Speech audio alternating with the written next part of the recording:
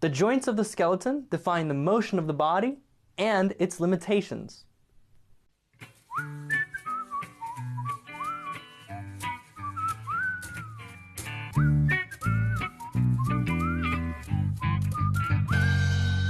Hey, welcome to another episode of Proco. This lesson is about the types of joints in the human body. As artists, we really only need to learn the synovial joints, like the shoulder and the knee, because they move.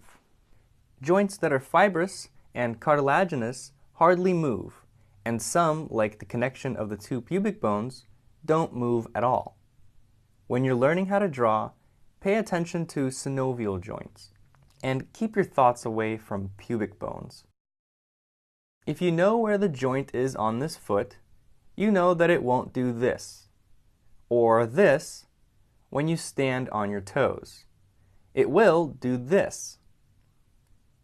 We need to know the position of the joint to make squash and stretch look like the real thing. Synovial joints. There are 6 types of synovial joints. They have varying shapes, but the important thing about them is the movement they allow. Joints determine what position our bodies can take. We learn them to invent poses, and we learn the limits to stretch the limits. The 6 types of synovial joints are hinge, pivot, ball and socket, ellipsoid, saddle, and plane. Let's go through them one by one. The hinge joint. The hinge is a very simple joint. It allows movement only on one axis. Its structure prevents rotation this way or this way. The head of the bone wraps around the cylindrical head of the other, allowing a very stable rotation this way. Going back to the terminology from last week, the hinge joint allows flexion and extension. That's it. That's all it does, but it does it well. Like the hinges on a door, allow it only to open or close. The best example of it is the elbow.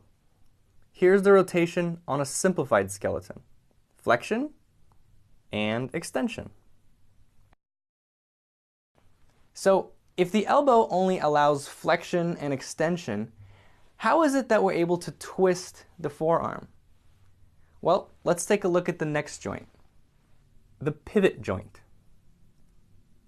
The pivot joint also allows rotation at only one axis. However, it rotates along the long axis. A cylindrical bone fits into a ring of bone and ligament, like the radial-ulnar joint just below the elbow.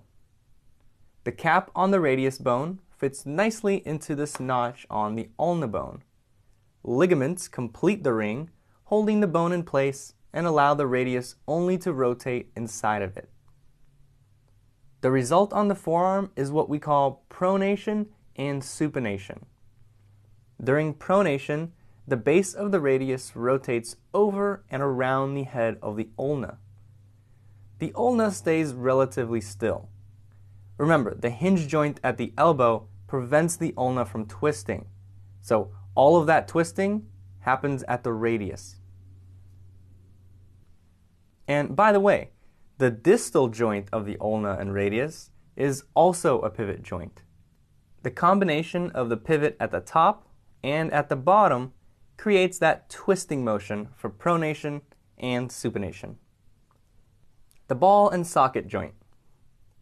The ball and socket is the champion of all joints. Hooray for the ball and socket!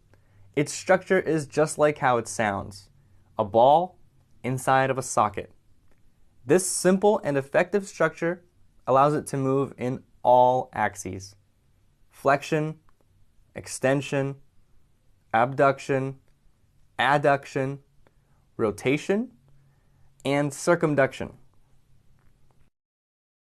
The 2 ball and socket joints of the body are at the hip and the shoulder. The hip has a deep socket, which gives it stability but limits some range of motion. The shoulder joint has a shallower socket, which gives it greater range of motion but takes away some stability. Maybe that's why a dislocated shoulder is so common. Ouch. The ellipsoid joint. The ellipsoid joint is very similar to a ball and socket. However, the ligaments and its oval shape prevent rotation. But it still has the ability to rotate on two axes, which allows flexion, extension, abduction, adduction, and circumduction. Circumduction is just a combination of all the others in a circular motion. The ball, or oval head, also slides inside the socket.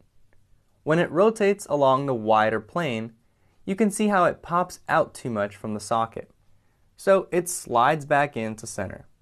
A great example of an ellipsoid joint is the wrist, also known as the radial carpal joint. The group of carpal bones rotate inside the socket of the radius. The saddle joint. The saddle joint is similar to the ellipsoid, but the rotation is limited mostly because of the bone structure. The structure of the saddle is very interesting. Both bones have a concave and convex surface. Convex means the surface sticks out like a hill. Concave means the surface curves in like a hole or a cave. The concave plane of one fits on the convex plane of the other. It's like a 3D yin-yang, or a cowboy on a horse. The saddle makes the bottom piece, and the cowboy's legs make the top piece. The legs of the top piece, which wrap around the body of the bottom piece, allow a rotation this way. The body of the top piece can glide inside the legs of the bottom piece. So this unique structure allows the joint to flex, extend, abduct, adduct, circumduct, and very slightly rotate. An example of the saddle joint on the body is the carpometacarpal joint of the thumb. Let's see that baby in action. Finally, the plane joint. Not really as interesting as the others, but deserves our love anyway. It's basically two flat-ish surfaces, one on top of the other. These surfaces can glide or rotate. They usually come in groups, like the carpals of the hand and the tarsals of the foot. Ligaments hold these bones together, but might allow some rotation and gliding. Another plane joint is the acromioclavicular joint. That's the one between the clavicle and acromion process of the scapula. When we elevate the shoulder, the angle in here will adjust to keep the scapula vertical. The spine. I mentioned in the beginning that the cartilaginous joints are not important for artists, except for one big important case, the spine. We'll talk about that in the next lesson. Assignments. For this lesson, there's 2 assignments. The first assignment is to find these joints on yourself and study the movement. I've posted 6 close-up images of Skelly's joints in the description under this video. Your second assignment is to draw them as simple versions. When you try to put them into perspective, you might find it difficult, but I will have Marshall Vandruff help you understand how to do it. Post your drawings in the Facebook group at facebook.com/groups/anatomy for artists. Marshall, the perspective master, will help to critique your assignments in the Facebook group. Later, Marshall will do a demo to show you how to simplify your forms and move them around. Last week, we studied the language of anatomy. Just looking at a long list of terms can be daunting and difficult to remember. That's why I put together a PDF ebook that visually defines all these terms. This ebook is available as a premium feature at proko.com/anatomy. This week, I've included another PDF ebook showing which of the 6 types every joint in the body is classified as. And again, it's shown visually rather than just a list, so you can print these out as reference. Another premium feature you'll see this week when you log into your account is a 3D model of RoboSkelly. This is a skeleton with simplified forms. Simplified forms are a lot easier to understand, to remember, and are more practical to apply to your drawings. So you can zoom in and rotate around RoboSkelly directly in your browser. This will help you with the assignment this week and upcoming lessons when we study the skeleton in detail. To get all the Anatomy premium features, go to proko.com/anatomy. If you like this video, pass it on to your friends and classmates, and click this button here to subscribe to the Proko newsletter so you don't miss any new videos. Bye-bye!